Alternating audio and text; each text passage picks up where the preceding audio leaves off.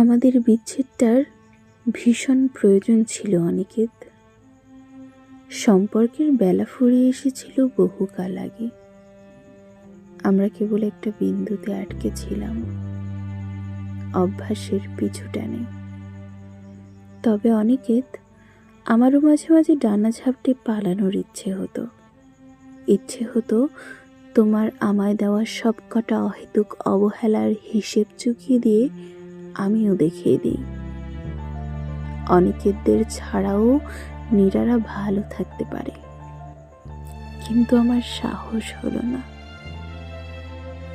যে সম্পর্কে মরিচা ধরে গেছে বহুকাল আগে, সেটা আঁকড়ে পড়ে থাকে এই শহরের কয়েকশো নীরারা। টের পায় কেবল এই ইট পাথরের লাল জমিনের গভীর দীর্ঘশ্বাসগুলো। আমি তবু বেশ আছি অনিকেত। এই যে মন খারাপ হলে চিঠি লিখছি, সন্ধ্যের অবসরে আজও আমি জ্যোৎস্না দেখি, বেহালার সুর শুনি। যাই হোক, আমার নতুন চাকরিটায় বেশ মানিয়ে নিয়েছি এখন। এই এত বড় শহরে দিন শেষে মাথা গোঁজবার জন্য যতটুকু ঠাঁই দরকার তা আমার আছে বই কি। শুধু দিন শেষে মুখ গুজে কাঁদবার জন্য আমার কোনো অনিকেত নেই। এখন অনিকেতদের বুকে হাজারো নীরার বসবাস। আমার যে কেবল নিজস্ব একজন অনিকেত চাই, একান্ত নিজের, বড় আপন। শেষ চিঠিতে লিখেছিলে প্রবল বর্ষণে আজও আমার ভ্রম হয় কিনা। অনিকেত, গভীর রাতে তীব্র বজ্রপাতে যখন আকাশটা কেঁপে ওঠে, আমি মায়ের হলুদ শালটা জড়িয়ে আজও দোতলার ছাদে উঠি। ভেজা মাটির গন্ধ নেই, পাতার ভাজা বৃষ্টির ফোঁটায় জমে থাকা শিশির বিন্দু ছুঁয়ে দেখি।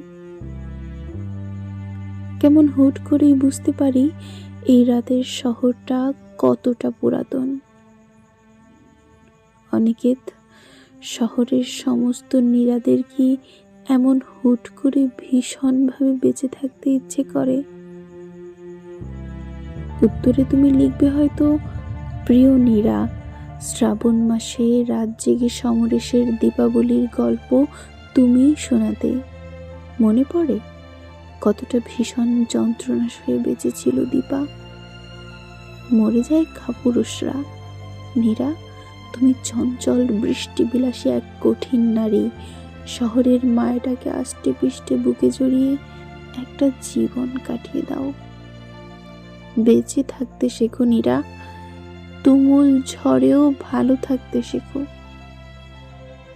অনিকেত, কত অবলীলায় তুমি কয়েকশো গজ দূরত্বে থেকেও আমায় ভালো থাকতে বলো। বেশ, নীরারা কখনো হেরে যায় না।